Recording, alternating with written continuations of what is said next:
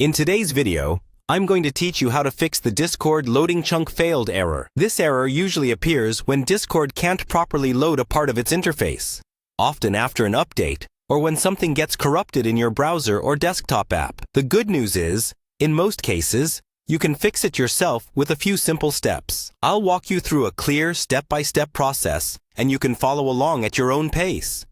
First, if you're using the Discord desktop app, start by fully closing it. Don't just click the X. Make sure it's not running in the background. On Windows, right-click the Discord icon in the system tray and choose to quit or exit.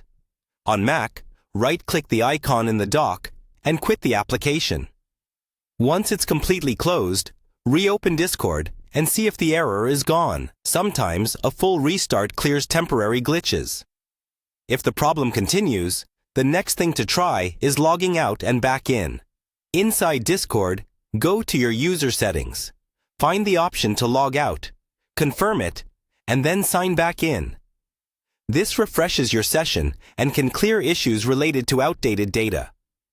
If you're on a browser, or if the desktop restart didn't help, clear your cache. On a browser, open your settings, go to Privacy or History, and clear cached images and files for at least the last few days. Then close and reopen the browser and load Discord again. In the desktop app, you can reset its cache by closing Discord, then restarting your computer, which forces the app to rebuild temporary files when it opens. If you still see the loading chunk failed message, it may be due to an outdated or corrupted version of Discord. Go ahead and uninstall the app from your computer, then download the latest version directly from the official Discord website. Install it fresh, sign in, and check if everything loads correctly.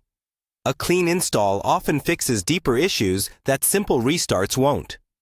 Finally, if nothing works, this might be a temporary problem on Discord's side. You can check their official status page or social channels to see if there's an ongoing incident.